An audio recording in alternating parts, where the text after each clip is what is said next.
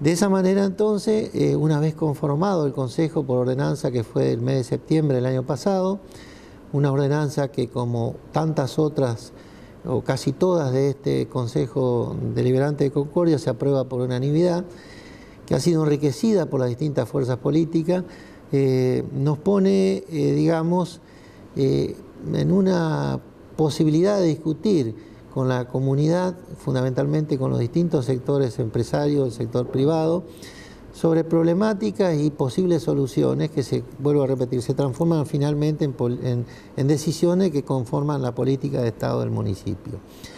Esa forma de plantear este modelo de construcción política queda plasmado en todo el accionar que tiene nuestra gestión, ¿no es cierto?, encabezada por el intendente Enrique Tomás Cristo, fundamentalmente de gobernar con todos, como él dice. Es decir, una forma de encarar los procesos para llevar adelante las soluciones a la ciudadanía con una mirada distinta. Una de las premisas que veníamos, como decir, masticándola desde hace mucho tiempo, era lograr un equilibrio entre los dos tiempos. El tiempo de los negocios, el tiempo de las empresas, el tiempo del trabajo y el tiempo de la gestión pública. Indudablemente que caso concreto, un productor agropecuario tiene que plantar del 15 al 20 una semilla de tal mes y no puede esperar una resolución de alguien que a lo mejor deba pasar por una serie de organismos y lo resuelve en mayo cuando ya digamos, tendría que estar cosechando, produciendo una planta, por ejemplo, ¿no? Como así un sinnúmero de cuestiones que tienen momentos y fechas que son irreversibles, no se pueden cambiar. Entonces, como decía, una de las premisas era encontrar un equilibrio entre esos dos tiempos. Y eso es lo que proponemos de inicio en los planteos que fundamentalmente se traen a la mesa de discusión. Y Concordia es la capital del citrus a nivel nacional. Sin embargo, en los últimos años ha perdido este protagonismo en manos de Federación. Incluso Federación también ha caído. La citricultura ha pasado estos últimos 8 o 10 años prácticamente en una decadencia que parecía no tener fin. Sin embargo, hoy hablar sobre citricultura en Concordia empieza ya a cambiar el estilo y la forma de encararlo, porque están viendo un horizonte, más allá de los problemas que tiene hoy el sector, están viendo un horizonte que puede llegar a ser sumamente positivo. La gran amenaza es el HLB, una de las cuestiones que hay que tratar de trabajar urgentemente, porque a pesar de que el gobierno provincial está hablando, incluso con cortos publicitarios, sobre las barreras fitosanitarias que tiene la provincia, en realidad cuando uno pasa por las distintas rutas de entrada y salida de Entre Ríos, no hay absolutamente ninguna barrera funcionando hoy en día, sobre todo la de Corrientes, en Montecasero y Chajarí, entre esa ruta 14, donde el tráfico citrícola es mucho más grande. No hay nada al respecto, a pesar de que se dice que sí hay. Citricultura, uno de los sectores que se tiene que relanzar en este lugar. En el caso puntual de la citricultura, en este año también hemos tomado mucha participación, tanto del Estado como del sector privado, en volver a tomar a la citricultura por diversas razones, en uno de los ejes tanto de la gestión pública como de la gestión a través de las distintas organizaciones a las cuales estamos relacionados fundamentalmente en el Consejo de la Producción.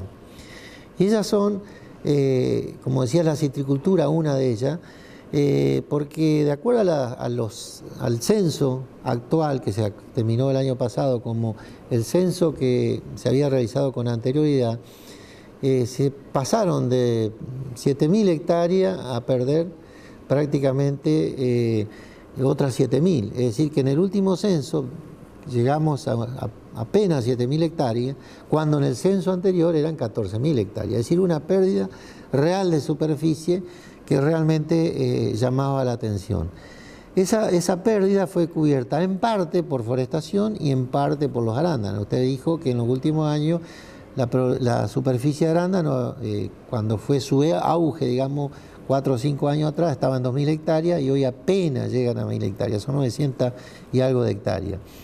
Pero son números muy contundentes. Cuando empezamos a ver cuáles eran las razones de esa pérdida, no era solamente que se cambió un producto por otro, sino que se había de alguna manera destruido un tejido productivo muy importante. Tejido productivo que le había dado la fuerza a Concordia en décadas pasadas, la fuerza necesaria para haber sido en su momento la capital del cítrico, y hoy la recuperamos como tal. Pero capital en el sentido amplio, no capital por un decreto, sino capital porque significaba la principal fuente de ingreso, no solamente para la zona de Concordia, sino, como usted dijo, Federación, y se extendió hacia el norte también.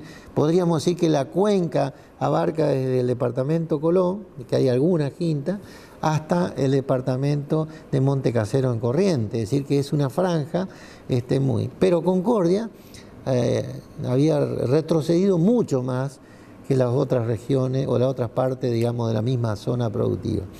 Entonces, a partir de esa problemática comienza un trabajo entre las instituciones, los empresarios, es decir, bueno, ver cómo se podía, no digamos, hay un término que por ahí no nos gusta utilizar mucho, que es reconversión, porque reconvertir sería dar vuelta, digamos, sino volver a fortalecer a esa cadena productiva que realmente había transformado a Concordia en el siglo pasado.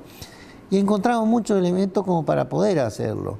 O sea que no sería simplemente un deseo por algo pasado, o podría ser, digamos, un planteo quijotesco, ¿no? Al contrario, existen una serie de posibilidades, grandes oportunidades para que Concordia nuevamente llegue a tener en el plano de la citricultura un protagonismo no solamente nacional, sino también en el campo internacional. ¿Por qué? Porque en el mundo la producción citrícola viene decayendo fuertemente a raíz del esa famosa plaga del HLB, esa enfermedad que viene destruyendo la citricultura en distintos lugares del mundo. Lógicamente esperamos que llegue atenuada a nuestra zona, porque va a llegar, no entendemos indicadores de que diga que no va a llegar. Lo queremos hacer en otra forma y poder convivir, por lo tanto hemos redoblado los esfuerzos para salir a la lucha, digamos, con esa enfermedad. Entonces, ese que es un flagelo que es un problema para distintos lugares del mundo, caso California, que ya ha perdido casi el 50%, Florida, que prácticamente perdió el 100% de sus quintas, caso de San Pablo en Brasil, caso de otros lugares del mundo, caso de China, que no sabemos todo bien porque la información es un poco confusa. Concordia y la región, o sea, la región de Salto Grande, no solamente esta zona, sino también el Uruguay, tiene hoy condiciones como para poder aprovechar esa caída de producción mundial y reposicionarse nuevamente. Lógicamente que uno debe empezar por el mercado, o la posibilidad del mercado para desarrollar una cadena productiva.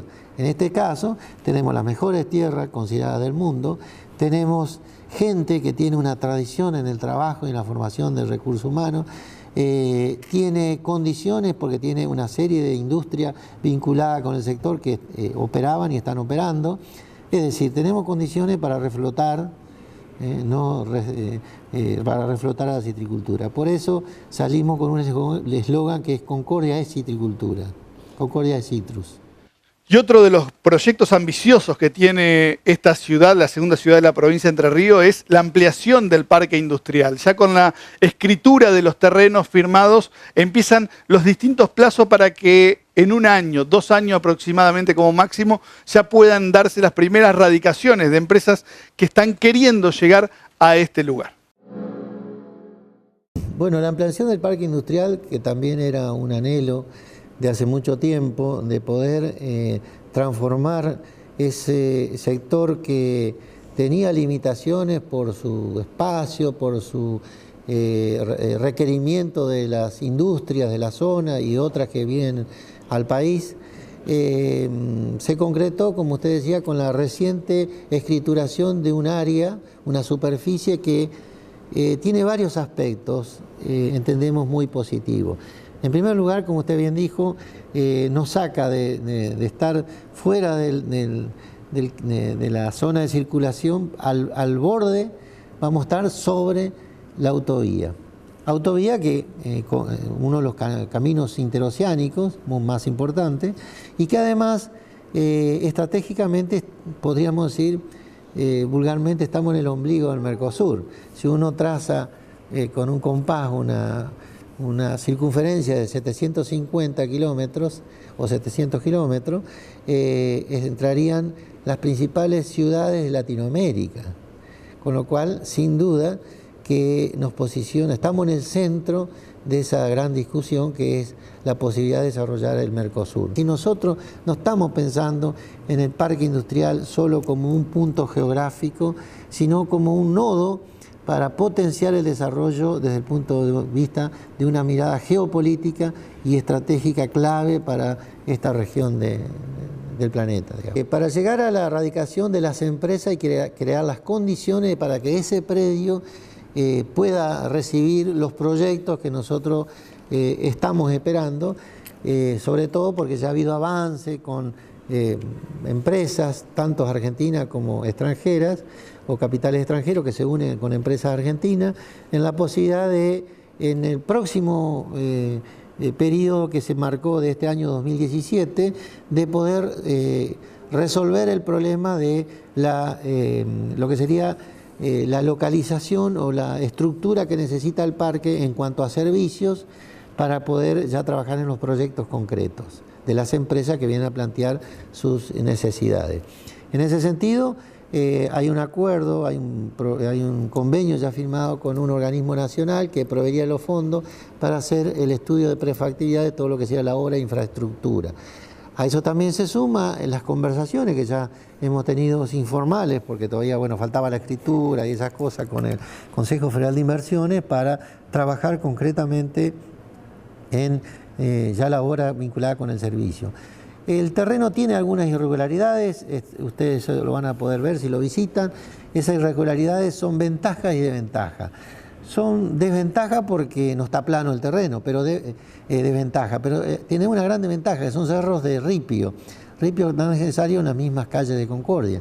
Entonces el trabajo se está haciendo mancomunadamente con la Secretaría de Obras y Servicios Públicos para resolver el problema de poder en poco tiempo disponer de ese ripio que saldría de lo que sería nivelar los terrenos y que posibilitaría también un refuerzo para lo que es el trabajo de la municipalidad, ¿no? Y cuando los distintos sectores de la sociedad se pueden juntar y canalizar a través de una misma mesa ideas en común, se pueden llegar a plantear objetivos sumamente ambiciosos. Y eso es lo que tiene hoy Concordia, con el objetivo de hacer pasar el ferrocarril por dentro del parque industrial, que llegue a un puerto que hoy Concordia no tiene, aguas abajo de la ciudad, que tenga un aeropuerto internacional y en conjunto incluso con la localidad de Salto, donde Salto tendría el aeropuerto de personas y Concordia tendría el aeropuerto de cargas. Entre las dos ciudades estarían combinando los distintos vuelos, trabajando ahí cómo resolver esa situación de la frontera, pero trabajando en conjunto. Y por último, la represa, la posibilidad de navegar a través de la esclusa, una obra que quedó pendiente de cuando se fabricó la represa de Salto Grande. En el caso del puerto, se está trabajando en un proyecto con lo que es el programa, la hidrovía del río Uruguay. La hidrovía del río Uruguay contempla una serie de avances que ustedes también conocen por otros municipios. Estamos ya trabajando en el anteproyecto, no en el proyecto ejecutivo, sino en el anteproyecto de los puertos de Barcaza, Salto, Concordia, que nos significa fortalecer toda la red que está planteada a nivel de provincia respecto del manejo de puertos, con lo cual daría la posibilidad de que los productos locales pudieran salir por esa vía. Por otro lado, el ramal ferroviario, la extensión del ramal ferroviario que está llegando a la zona de Benito Lejerén, se ha avanzado. Ya se tiene la traza, se está trabajando con el organismo nacional que tiene que ver con los ferrocarriles y se está viendo la factibilidad de ampliar ya la principal industria que está en el parque, que es Maciza, es un fuerte colaborador en este sentido. También debemos manifestar que junto con ello, mañana se estaría firmando un acuerdo para desarrollar el aeropuerto de Concordia como un aeropuerto internacional de carga. También un proyecto binacional dentro de lo que es la hidrovía, ¿no? Que es trabajar junto con Salto en ese sentido. Salto tiene las condiciones de poder ser un aeropuerto de pasajero internacional, ya se está trabajando con lo que es Cancillería en esa materia. Concordia sería el aeropuerto internacional de carga y Salto el aeropuerto internacional de pasajeros, primordialmente. Con lo cual se está resolviendo los problemas que tienen que ver con los pases fronterizos, etcétera, etcétera. Hay una comisión que viene trabajando del año pasado muy fuerte en eso y que ya ha logrado resultados para avanzar en esa integración. Entonces, bueno, sumado a la posibilidad de tener esas industrias con ese problema tan grave que tiene el caso de los arándanos, fundamentalmente, que tienen que estar en cuestiones de logística en muy corto plazo entre la cosecha y el mercado, potencializaría a ese sector. Así que también ya es mirar al arándano de otra manera, ¿no?